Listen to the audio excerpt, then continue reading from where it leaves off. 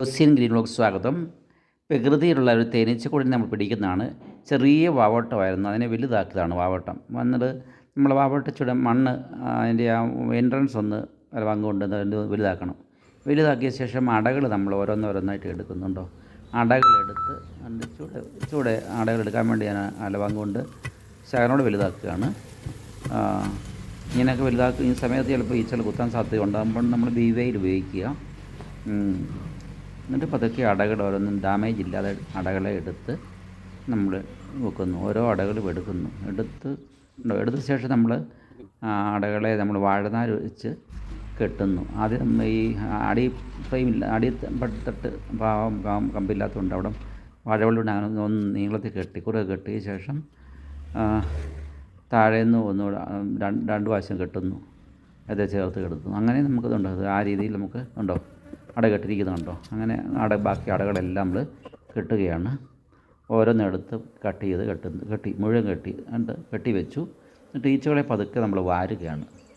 ഈച്ചകളെ അവകാശം വരാം. ആ സമയത്തൊന്നും കുത്തുമൊന്നുമില്ല. കൈകൊണ്ട് വാരി നമ്മൾ എടുക്കുകയാണ്. കൈകൊണ്ട് വാരി എടുക്കുന്നുണ്ടോ, എടുത്ത് അതിനകത്തുനിന്ന് നമ്മൾ എടുക്കുന്നു. ഒരു കൂട്ടമായിട്ട് എടുത്തപ്പോൾ തന്നെ ഉണ്ടോ അതിനകത്ത് റാണി ഉണ്ടായിരുന്നു. റാണി എനിക്കിവിടെ കാണിക്കാൻ പറ്റിയില്ല. റാണിയുണ്ട്. റാണി എൻട്രൻസിൻ്റെ വാതിലുണ്ട്, അവിടെ ഉണ്ട് റാണി. അവിടെ ഉണ്ടോ റാണിയുണ്ട്. റാണി ഉള്ളതുകൊണ്ട് ഈച്ചകളെല്ലാം കയ്യിൽ തന്നെ ഇരിക്കുകയാണ്. ആ റാണിയുടെ സ്മെല്ലുണ്ട്. റാണി അകത്തേക്ക് നമ്മൾ കയറ്റുകയാണ്. കണ്ടോ, അത് ബാക്കി ഈച്ചകളോട് പെട്ടെന്ന് പൊതിയും. റാണി കയറി കഴിഞ്ഞാൽ പിന്നെ പേടിക്കുക വേണ്ട. കണ്ടോ, ഈച്ചകളുണ്ട് ക്ലസ്റ്ററായിട്ട് ഇങ്ങനെ കൂട്ടമായിട്ട് ഇരിക്കുന്നുണ്ടോ. റാണി ഉള്ളതുകൊണ്ടാണ്. എന്നിട്ട് ഈച്ചകളെ അങ്ങോട്ട് കുടയുകയാണ്. റാണി കയറി കഴിഞ്ഞാൽ പിന്നെ സാരമില്ല, കൈ നമുക്ക് കുടയാം. അല്ല, ഈച്ച കയ്യിൽ തന്നെ ഇരിക്കും, കുത്തുമൊന്നുമില്ല. ബാക്കി ഈച്ചകളെ കൂടെ വാരി നമ്മൾ അകത്താക്കുന്നു. നല്ലൊരു സെറ്റാണ്. ഈച്ച അകത്താക്കിയ ശേഷം ഉണ്ടോ ഒന്നുകൂടെ ഇങ്ങനെയുള്ള പൊത്തുകൾ ചെറിയ കുഞ്ഞ് പൊത്തായിരുന്നു. അതിൽ കൂടെ ഒന്നും ചിലർ ചോദിക്കും പാമ്പൊക്കെ കയറും. വലിയ സുഷിരങ്ങളൊക്കെ ആണെങ്കിൽ, വലിയ പൊത്തുകളൊക്കെ ആണെങ്കിൽ പിന്നെ പാമ്പൊക്കെ കാണാൻ ഇടയുന്നതൊക്കെ. ഇവിടെ അങ്ങനെയുള്ളതല്ല. വീടിൻ്റെ അടുത്ത് ഒരു മൺതിട്ടയിലുള്ളതാണ്.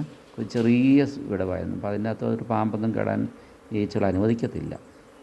കണ്ടോ, ഈച്ചകൾ അവിടെ റാണി കയറിയിട്ടുണ്ട്. അതുകൊണ്ടാണ് ഈച്ചകൾ ഇങ്ങനെ ഇരമ്പി കയറുന്നത്. നമുക്ക് കണ്ടാലറിയാം റാണി കയറിയോ ഇല്ലെന്ന്. റാണി കയറിയ ശേഷം നമ്മൾ മുകളിലൊരു പേപ്പറോ അല്ല തോർത്തോ കൊണ്ട് പൊതിയണം. അല്ല, ഈച്ചകളെല്ലാം കൂടെ മേൽമുടിയെ കയറിയിരിക്കും. അതൊരു ടിപ്സാണ് കേട്ടോ.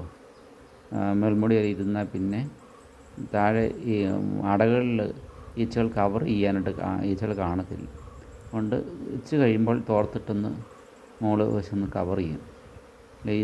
ഉള്ള ഈച്ചകൾ ഇറങ്ങി പോകാതിരിക്കാൻ വേണ്ടി, സെറ്റാകാൻ വേണ്ടി നമ്മളത് തോർത്തിട്ട് ഒന്ന് കവർ ചെയ്യും. റാണി കയറിയിട്ടുണ്ട്.